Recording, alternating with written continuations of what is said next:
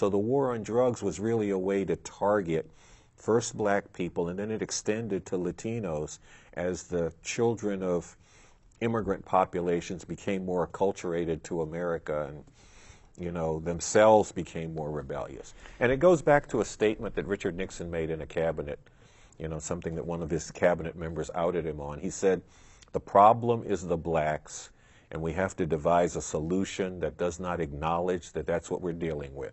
So war on crime, war on drugs, which were really wars on black people, Latino people, and other oppressed people. Well, that's what we have, and that's been going on for decades. And a part of the backdrop is the globalization of industry, the way in which production has been moved from this country to many different parts of the world where they can find workers that they can exploit much more viciously, you know, in much worse conditions, pay them much less than they could here, greater profit for the people who run this country.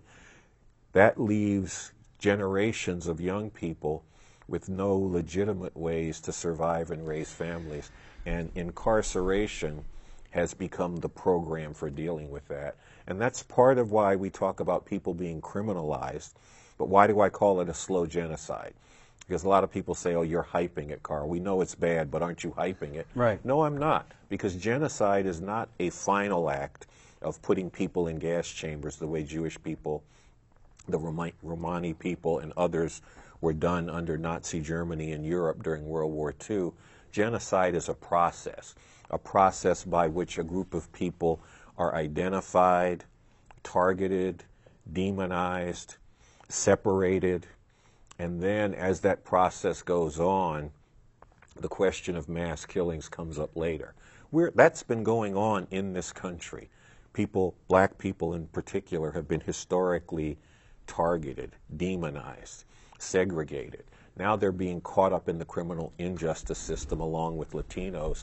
And the definition of genocide, flowing from the United Nations, is when a group of people are put in whole or in part in circumstances that make it impossible for them to thrive and survive as a people.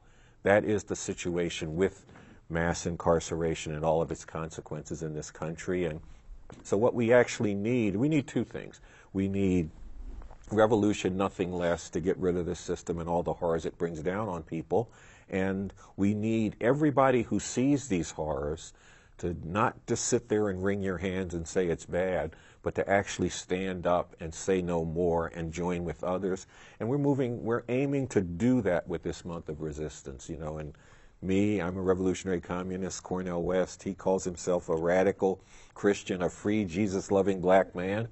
But on this, we stand together because we see the injustice and we feel that it needs to be stopped.